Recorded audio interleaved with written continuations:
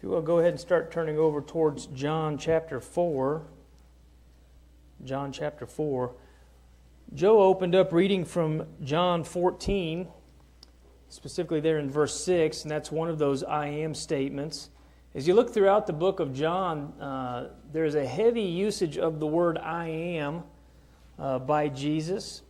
Primarily, as you look through John, people will go back and look at 7 different I am statements. We're not going to have time to do that this morning, but what we are going to do is go back and begin to look at some of those statements made by Christ. If you go back about 2,000 years, we will recall that Jesus had claimed many things about himself, and eventually he did stand in front of I guess you could call it a trial. It was a mockery of a court scene. But he stood there and he was on trial for many of the things which he claimed. Now, if we go back and we look at our inspired scriptures and we look at even history, we know that Jesus, in every sense of the word, had been vindicated. We know that he exactly was what he said, and we know that he's no longer on trial. But as we look at a number of the statements he's made, one of the things we should understand is that man is still on trial. And so this morning what I want to do is I want to spend a little bit of time looking at some of the statements made by Christ in the Gospel of John. And the things that we're going to look at are a number of things which many people in the world simply do not understand, or which some have simply chosen not to accept. Now, if you're over in John chapter 4, we're going to start off where Jesus claims to give living water. Now, this is an account that many of you are familiar with, in which he carries on a conversation with the woman of Samaria. So go ahead and go down there with me to John 4. We're going to start in verse 5 and read down to verse 15 and take a look at this claim made by Christ. Then cometh he to a city of Samaria, which is called Sychar, near to the parcel of ground that Jacob gave to his son Joseph. Now Jacob's well was there. Jesus therefore, being wearied with his journey, sat thus on the well, and it was about the 6th hour. And there cometh a woman of Samaria to draw water. Jesus saith unto her, Give me to drink. For his disciples were gone away unto the city to buy meat. Then saith the woman of Samaria unto him, Who is it that thou, being a Jew, askest drink of me, which am a woman of Samaria? For the Jews have no dealings with the Samaritans. Jesus answered and said unto her, If thou knewest the gift of God, and who it is that saith to thee, Give me to drink, thou would have asked of him, and he would have given thee living water. The woman saith unto him, Sir, thou hast nothing to draw with, and the well is deep. From whence then hast thou that living water? Art thou greater than our father Jacob, which gave us the well, and drank thereof himself, and his children, and his cattle? Jesus answered and said unto her, Whosoever drinketh of this water shall thirst again. But whosoever drinketh of the water that I shall give him shall never thirst. But the water I shall give him shall be in him a well of water springing up into everlasting life. The woman saith unto him, Sir, give me this water, that I thirst not, neither come hither to draw. Now, as you go back and you look a little bit at the conversation taking place between the Samaritan woman here and Christ, I think at the point where we've left off here in verse 15, she's a little bit confused. She is certainly thinking in physical terms. She's not thinking in spiritual terms. And so as we try to get a little bit of an understanding about what Christ is saying here, especially when he talks about this living water, we have to go back and we have to draw a little bit of a contrast. Now, physical water from Jacob's well, we have an understanding here, that wasn't going to keep somebody from being thirsty day in and day out. And I know that because she keeps coming to Jacob's well over and over again, thirsting for this water. Now, the living water, it needed to be something that she could receive, and it sounded enticing to her, but she wasn't quite figuring out exactly what it is that Christ is talking about. Additionally, as we go back and we look at this account here with the Samaritan woman, the water in Jacob's well is physical water, right? It's not spiritual water. It doesn't really have anything to do as far as benefiting her soul, and so you can see why there's a misunderstanding between what she's thinking and what Christ is trying to get her to understand. Christ is trying to get her to understand He is the true source of fulfillment. He's the true source of spiritual refreshment. He, in fact, is trying to get her to understand that he is the Messiah.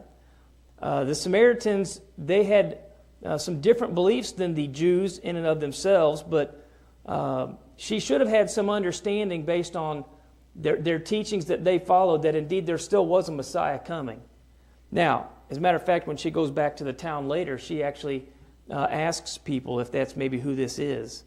So Jesus has made it very plain to her that she needs a true source of water that's going to be able to quench the things that she's thirsting after.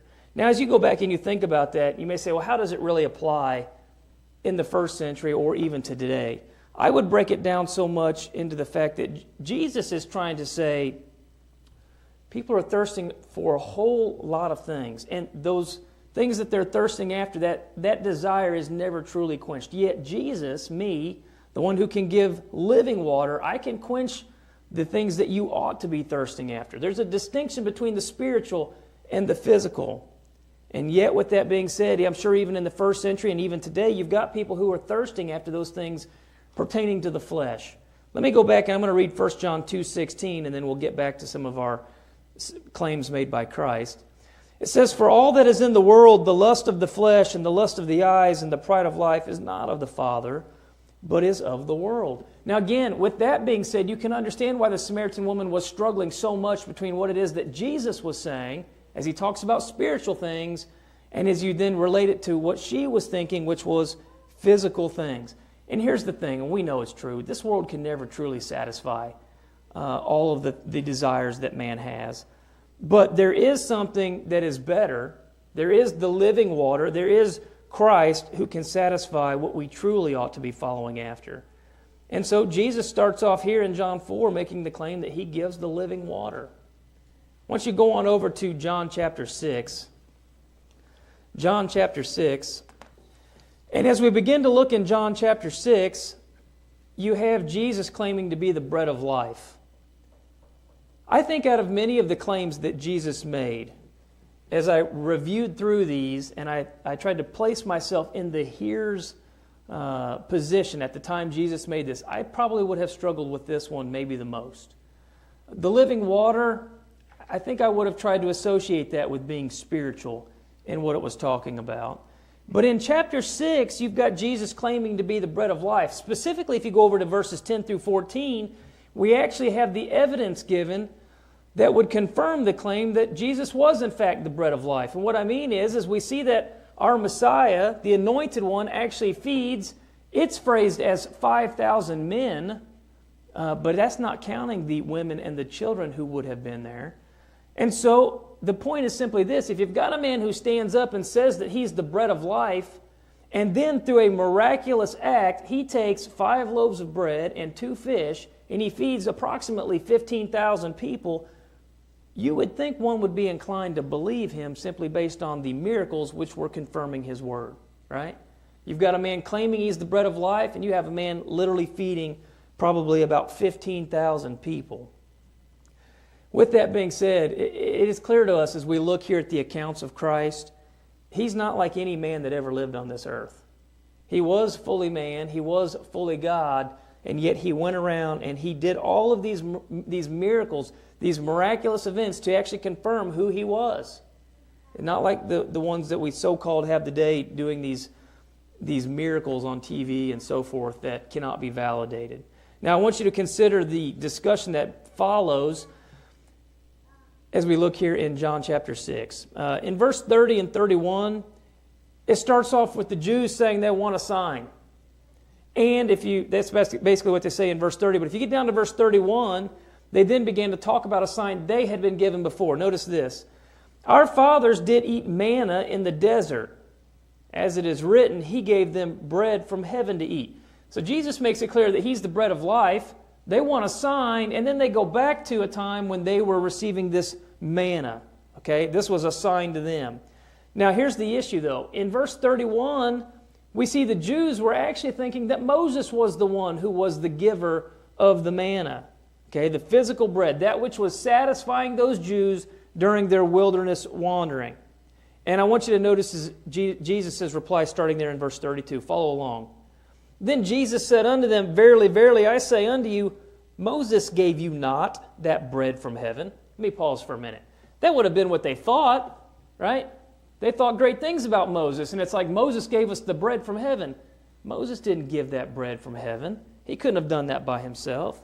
He goes on and he says, But my Father giveth you the true bread from heaven. For the bread of God is he which cometh down from heaven, and giveth life unto the world. Then said they unto him, Lord, evermore give us this bread. And Jesus said unto them, I am the bread of life. And he that cometh to me shall never hunger, and he that believeth on me shall never thirst. Now, so far as we've listened to this, I don't think a lot of people would have struggled with it. It's going to get a little bit harder as we get down into some more meat of what Jesus is saying. With this being said, we've got to draw a little bit of a contrast. So let's draw the contrast first with the manna that they thought was being given by Moses. Moses was simply a spokesman on God's behalf. Moses didn't actually give them the manna from heaven. What Moses was actually told was to tell the Jews how to go out and to gather the manna, which was actually given by God. God's the one who was giving it to them.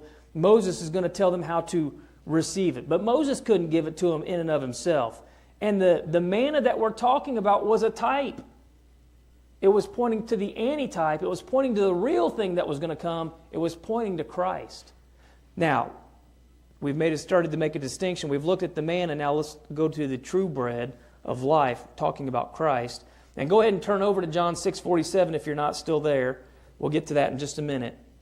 He basically says the Father in heaven is the true giver of the real bread. Okay? He gives the true bread, and he says that real bread, and he's pertaining it back to himself, which is Jesus. He's the antitype. He is the Christ. The meaning of the word Christ, I know a lot of people think this is Jesus' last name, right? Jesus Christ. That word there is Christos. He's the anointed one. He's the bread of life. His point is that Jesus was the fulfillment of all that which would be spiritual. We've seen it in the claim to be the living water. Now we're seeing it the bread of life. But it was just like the physical manna. For them to have refreshment, they had to take in the physical manna, right? They had to eat it to be nourished by it. Now let's think about what Jesus is trying to tell them spiritually. They need to ingest the teachings of Christ. They need to ingest everything pertaining to Christ in order to be filled by Him. Get over to John 6, verse 47. I think if I would have been in the crowd, I would have struggled a little bit. Follow along with me, starting John 6, verse 47. Verily, verily, I say unto you, he that believeth on me hath everlasting life. I am that bread of life. Your fathers did eat manna in the wilderness and are dead. This is the bread which cometh down from heaven, that a man may eat thereof and not die. I am the living bread which came down from heaven. If any man eat of this bread, he shall live forever. And the bread that I will give is my flesh, which I will give for the life of the world. The Jews, therefore, strove among themselves, saying, How can this man give us his flesh to eat? And then Jesus said unto them, Verily, verily, I say unto you, except ye eat of the flesh of the Son of Man and drink his blood, you have no life in him. And whoso eateth my flesh and drinketh my blood hath eternal life, and I will raise him up at the last day. For my flesh is meat indeed, and my blood is drink indeed. He that eateth my flesh and drinketh my blood dwelleth in me, and I in him. And as the living Father hath sent me, and I live by the Father, so he that eateth me, even he shall live by me. This is the bread which came down from heaven, not as your fathers did eat manna, and are dead. He that eateth of this bread shall live forever. And these things said he in the synagogue as he taught in Capernaum. The eating was spiritual. The benefit was spiritual. We get that now, especially when we go back and we read through our New Testament and we can clearly understand what Jesus is talking about here in this basically sermon here. We can look at the things that happened, the way they carried out, and we can say, oh, I clearly understand what Jesus was saying there. But I'll be honest with you guys, if I had been in the crowd at that time, I may have struggled with what he was teaching. And we know that there were those in the crowd that did struggle with what he was teaching. They were thinking physical. They weren't thinking spiritual. The eating was spiritual. The results were spiritual. Let's go down to the third claim, Jesus being the light of the world. And really, we're gonna focus in on this, and then we'll do one more. I wish we could have covered them all, but there's just so much included in this. We studied a little bit before about Jesus being the light of the world. Go over to John 9. We're going to look in verse 5. And this is actually one of my favorite accounts here in John chapter 9.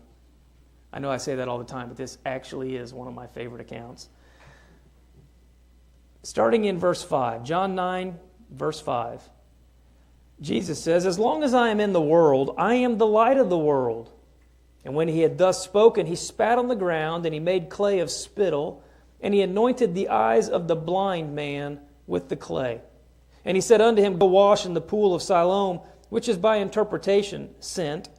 He went his way, therefore, and washed, and came seeing. Now, let me just say right off the bat, that's not the normal way you deal with eye issues. Mixing clay and a little bit of spit and mixing it into the person's eyes. That's not how you normally deal with somebody who's struggling with seeing.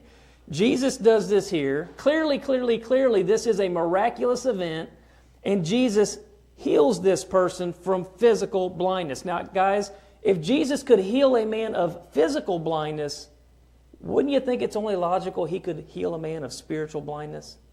I think we get that as we begin to look at it. I think it's logical that he could. And as we begin to read this account here with this blind man, one of the things we learn is this blind man was of great character. This blind man was one who did not struggle with the fact that he had seen something played out in front of his very eyes, if we may say, that was a miraculous event which proved that Jesus was from God. Now, here's what's interesting. This gentleman who gets his eyesight back, who has no problem standing up and, in essence, saying he believes Jesus is of God, they call for his parents, and his parents won't help him. You get over to verse 21, and his parents basically said, "He's of age, ask him." Because they kept saying, "How did this happen? Was he blind? How did it happen?" The parents said, "He's of age, ask him." And you may say, why would they do that? Well, you get the answer in verse 22 and 23. Notice this. "These words spake his parents because they feared the Jews. For the Jews had agreed already that if any man did confess that he was Christ," again, Christos, the anointed one, "he should be put out of the synagogue. And therefore said his parents, He's of age, ask him." They're worried that they're going to be thrown out of the synagogue. Can you imagine what would happen if you were a Jew and you were thrown out of the synagogue, or you were basically called out to be somebody who believed things that were false or false teaching, or how would that affect you? Well, they knew that it would affect them. And so they said, ask him. And here's the thing. He had been blind since birth, their son. You think they would just be extravagant that he can see now. He's miraculously healed, and yet they still would not confess that Jesus was the Christ, that he was from God, that he was the anointed one. However, the blind man, he doesn't have any problem standing up and saying that this person's from God. Go down to verse 24 in John chapter 9. And listen to his interaction. Notice the courage that he has. And notice also his wisdom in the way that he talks and the way that he addresses them. Starting in verse 24. "Then again called they the man that was blind, and they said unto him, Give God the praise. We know that this man is a sinner." They're talking about Jesus. Notice what the blind man says. "He answered and said, Whether he be a sinner or no, I know not. One thing I know, that whereas I was blind, now I see." Let me pause for a minute.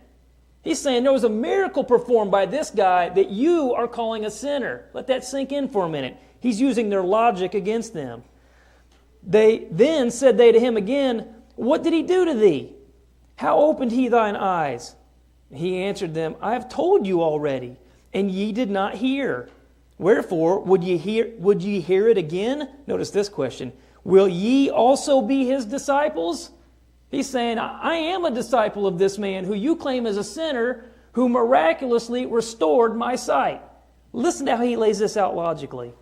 "Then they reviled him, and they said, Thou art his disciple, but we are Moses' disciples. We know that God spake unto Moses. As for this fellow, we know not from whence he is."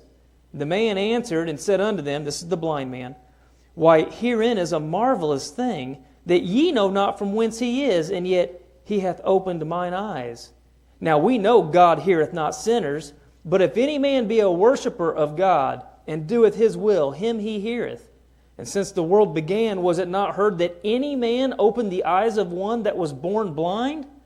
If this man were not of God, he could do nothing."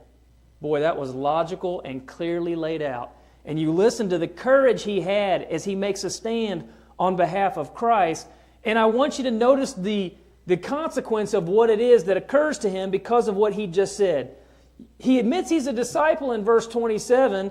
He's acknowledging that Christ was of God, that he is the Christos, the anointed one. And look in verse 34. "Then answered and said unto him, Thou wast altogether born in sin, and dost thou teach us? And they cast him out." You ever notice when you say something so logical and so clear that somebody can't get around it, the only option they have is to come back and to personally attack you, which they did. You were born in sin. You're just a rank sinner. And here you are thinking you're teaching us, right? And they throw him out. Guys, what else could they say? The miracle was done. Everybody could see it. Everybody knew that this man was of God. And so they cast him out of the synagogue. And I began to think a little bit about this. And I began to think about the church today. Think about how many people today have overcome the world and become Christians. They've saw the light, and they've actually overcome spiritual blindness. And then, not like this blind man, they won't confess Christ for fear of the repercussions of the world. They won't talk about Christ or confess Christ for fear of being looked at as being different. They won't confess Christ or talk about their faith in Christ because they don't want to be thrown out of wherever it is they are currently, or occupations, or have problems in their family. And it's really sad because some have even gone so far as to not only do they not confess Christ, they literally have just left the faith altogether. I'm going to go over to 2 Peter 2, verse 20. And I have to read this because it is really the most disgusting description you could, and rightfully so it should be, that you could give of somebody who was a Christian but have left the faith to go back into the world. 2 Peter 2:20 says, and I'll go down to verse 22, "For after they have escaped the pollutions of the world through the knowledge of the Lord and Savior Jesus Christ," let me pause, so they knew exactly what was expected of them, "they are again entangled therein and overcome. The latter end is worse with them than the beginning.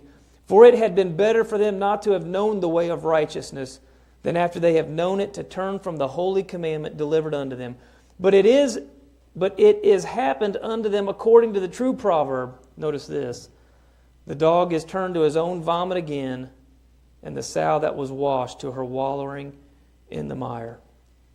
There's a number of things we can learn as we would go back and we begin to look here regarding the blind man and looking at the account with the Jews or the Pharisees. One of the things we have to notice first is we can't harden ourselves against plain facts. Here's what I mean. They literally have a guy who was blind.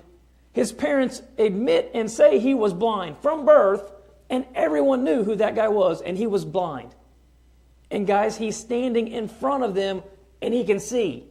What I'm saying is they are overlooking plain facts, right? Do we have that today? For example, when somebody hears the gospel, and of which baptism is just a small part, and they hear it and they say, "I'm not doing that." They see plain Bible fact, but they just won't acknowledge it. That's one of the things we learn as we begin to look here. We know from the Scriptures and from our own observations, many people simply are not going to follow the light. Now, that comes across as a little bit harsh. Go over to John 3. We're going to look in verses 19 and 20 down to 21. Some people they're not going to.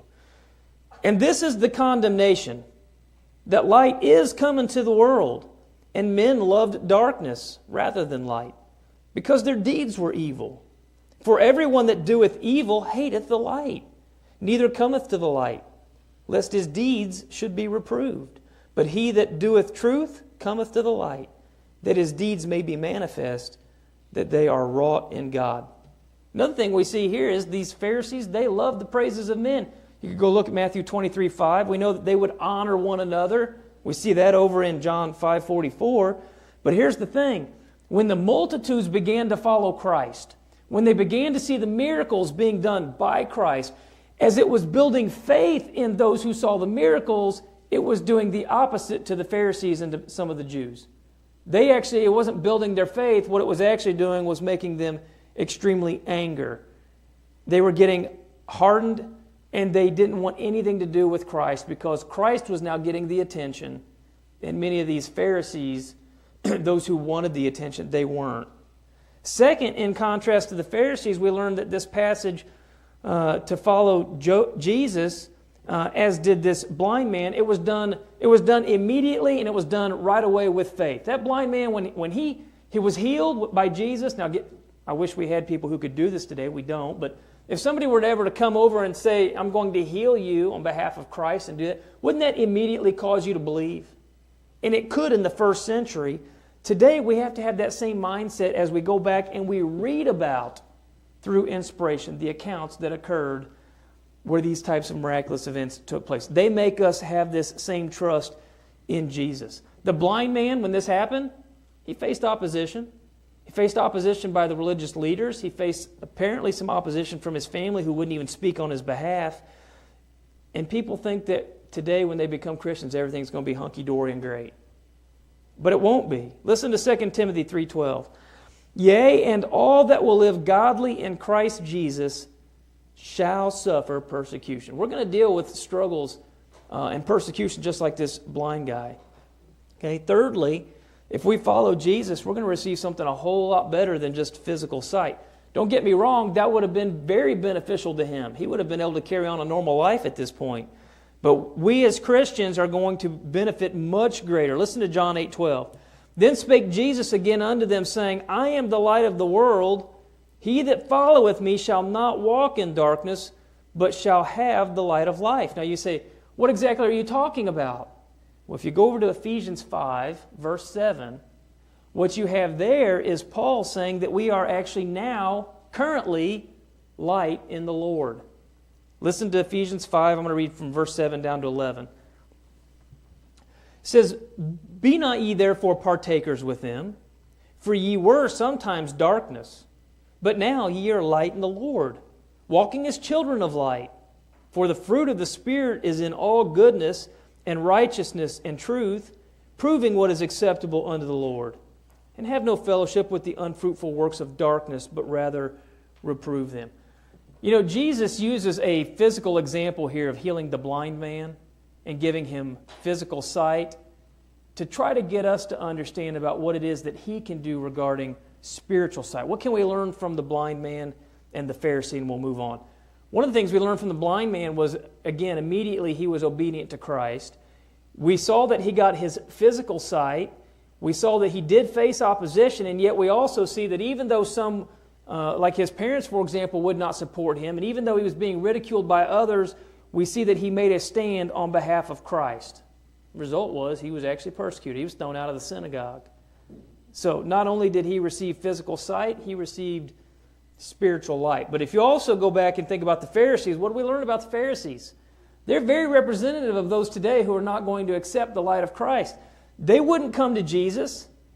They wanted to honor themselves. They wanted to be the ones with the preeminence. They were envious of Christ. We know later they became the persecutors of not only Christ, but also the church. And one of the things we learn and we apply to today is a number of those people who won't come to the light, they're the ones who are going to persecute those of the light. They're going to persecute the church.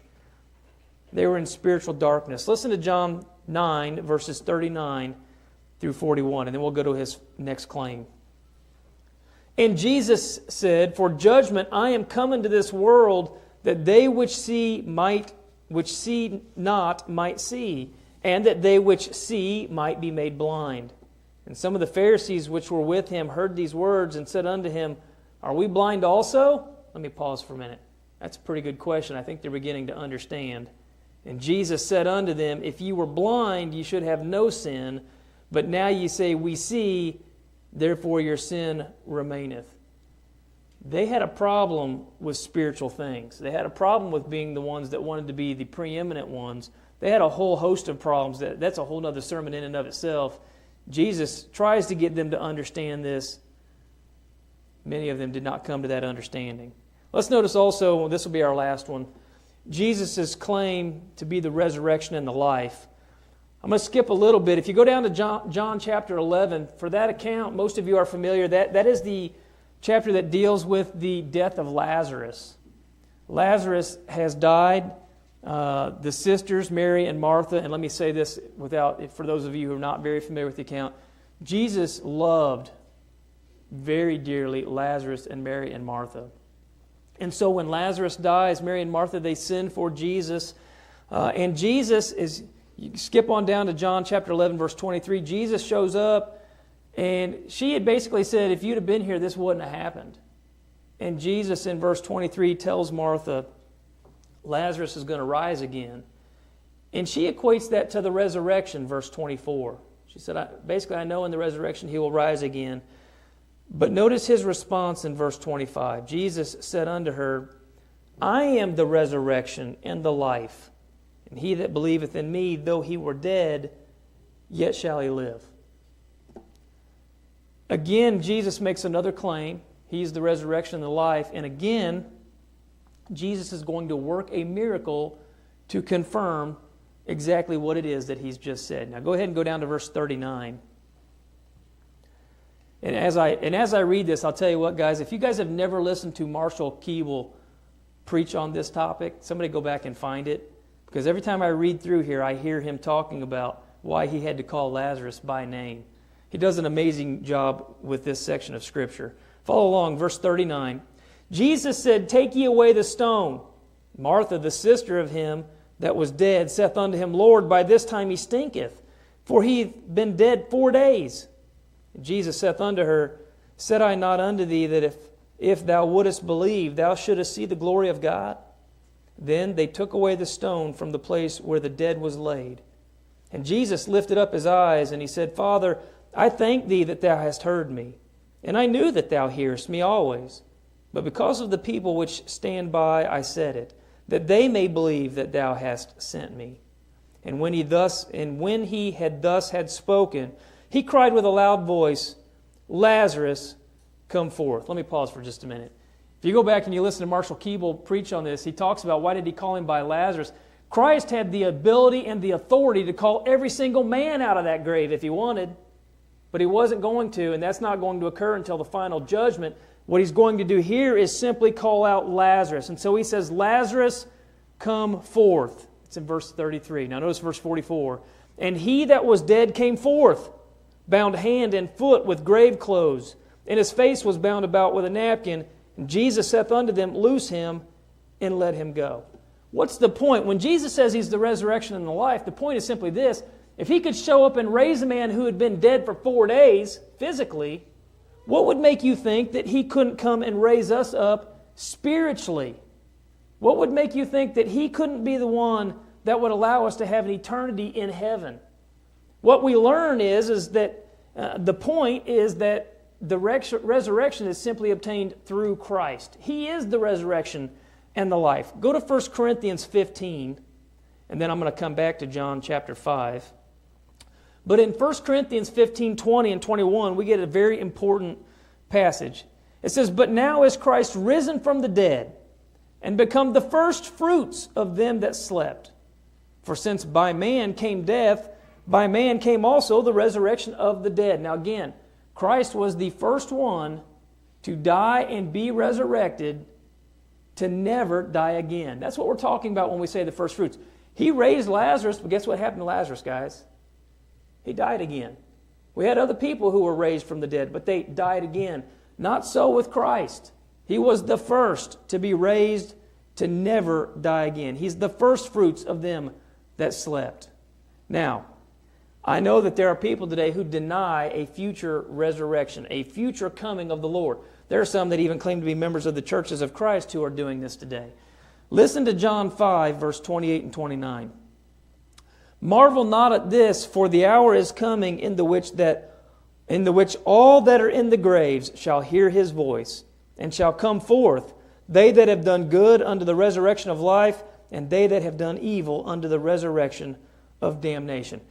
When you go back and you look there in 1 Corinthians 15, 20, and 21, it talks about, for since by man came death, by Adam all men will die. Adam sinned. We don't inherit his sin, but the consequence of that is death. That occurred when that took place. Okay, so in Adam, all die. And Lazarus did die. He was dead for 4 days. Jesus cries with a loud voice, Lazarus, come forth. He brings forth his physical body from the grave. What would make you think that Jesus on the last day couldn't have the power to do that to every single person in the graves? We know that he can. We're talking about the physical life here, but think about the spiritual life. Again, go back to 1 Corinthians 15 and 21. It says, by man came also the resurrection of the dead. That's talking about Christ. All people who are going to be saved are going to be saved through Christ. I know we get that. Christ has the power to raise every single person who's died, who's in a grave, on that last day. And he will do it in the same way that he did right there with Lazarus. He has the power to simply call us out of the graves. Why can he do that? I'm going to end with one more passage because it's necessary as we look at the I am statements made by Christ. He could do all of this simply because he was the Savior of the world. John 3, 14 and 15. And as Moses lifted up the serpent in the wilderness, even so must the Son of Man be lifted up, that whosoever believeth in him should not perish, but have eternal life. Guys, I only looked at really 4 of the 7. We see that Jesus is the water of life. He's the bread of life. He's the light of life. He is the resurrection. And all of that could occur because he is the Savior of the world. I wish I could have spent a little more time on this. I pray that each of us here understand the claims that Jesus was making, that we believe wholeheartedly what it is that he stated, and that we're looking for those blessings that only come through Christ. Those blessings only come if you're a Christian. If you're here today and you're not a Christian, let me make this very simple for you. To become a Christian is not a complicated process.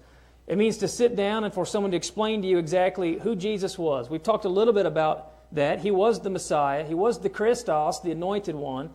And he came with the purpose of shedding his blood so that all men could have their sins saved, and to establish the church. That's what you need to understand.